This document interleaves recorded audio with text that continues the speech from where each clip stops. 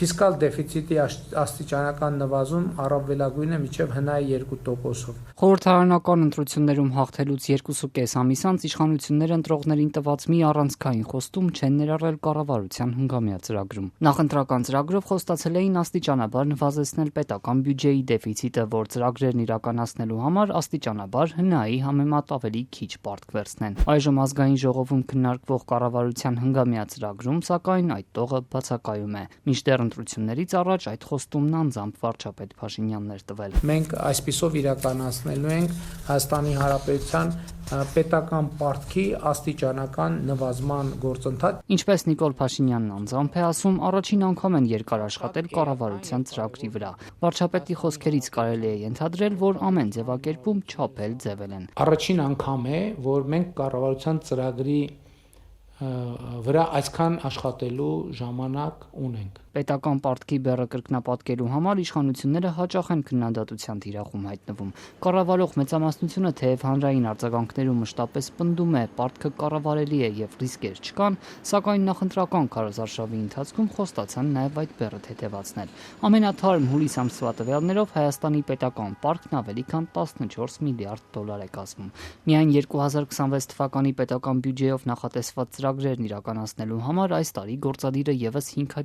537.5 միլիարդ դրամ, ներկայիս փոխարժեքով շուրջ 1.5 միլիարդ դոլար պարտք պետք է վերցնի։ Այս գումարը Հայաստանի ամբողջ հնայի 4.5%-ն է։ Բացառությամբ մի քանի պետությունների Եվրամիության անդամ բազմաթիվ երկրների համեմատությամբ պակասորթի ծավալը Հայաստանում ավելի մեծ է։ Խորվաթիայում այն 3.4% է, Չեխիայում 2.3, Գերմանիայում 3.6, Լատվիայում 1.9, Լիտվայում 0.9, Նիդերլանդներում 1.9, Սլովենիայում 2.9, Իսպանիայում 1.9, Շվեդիայում 1.2։ Ըստ Եվրահանձնաժողովի կայքի այս տարվա առաջին եռամսյակում Եվրամիության դեֆիցիտի միջին ծավալը հնայի 3.1%-ն է կազմել։ Հարևան Վրաստանում 2026 թվականի բյուջեով դեֆիցիտը 2.5% են նախատեսել, Ադրբեջանում 1.1։ Ինչու կառավարությունը չի ներառել այս խոստումը հնգամյա ծրագրում։ Գուցե որ իրենց ապահովագրեն հնարավոր քննադատությունից, ֆինանսների նախարար Վահե Հովհաննիսյանի խոսքով, թեև այդ տողը ծրագրում չկա, սակայն այդ նպատակից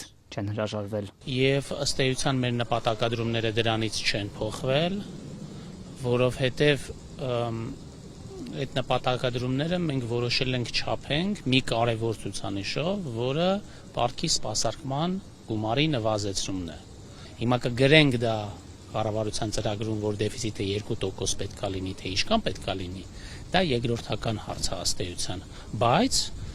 քաղաքականության իմաստով դա մնում է արդիական, այսինքն մենք այդ հանելը չի նշանակում, որ մենք նպատակ ունենք այդ 2%-ից ավել դեֆիցիտ ունենանք մինչև 2031 թվականը։ Ֆինանսների նախարարն ըստ էության համաձայն է, խնդիր է նաև պարտքի սպասարկումը։ Միայն այս տարի Հայաստանի կառավարությունը գրեթե 420 միլիարդ դրամ, ավելի քան 1.1 միլիարդ դոլար կհատկացնի պետական պարտքի տոկոսները վճարելու համար։ Սա ավելի շատ է, քան առողջապահության կամ կրթության նախարարություններին հատկացված միջոցները։ Ըստ 2026-2028 թվականների ծախսային ծրագրի սպասարկումը հաջորդ տարիներին ավելի կթանկանա։ Հաջորդ տարի նախատեսում են պարտքի սպասարկման համար ավելի քան 470 միլիարդ դրամ ծախսել։ 2028-ին էլ ավելի շատ, շուրջ 520 միլիարդ դրամ։ 2027-ին նույն կրթության եւ առողջապահության գերատեսչությունների համեմատությամբ այդ տարբերությունն էլ ավելի կմեծանա։ Եվրամիության գրեթե բոլոր երկրներում ուղիղ հակառակն է։ 2024-ի տվյալներով պարտքի սպասարկմանը 27 անդամ երկրները միջինն ուղղել են տարեկան բյուջեի 3.9%, առողջապահությանը զգալիորեն ավելի շատ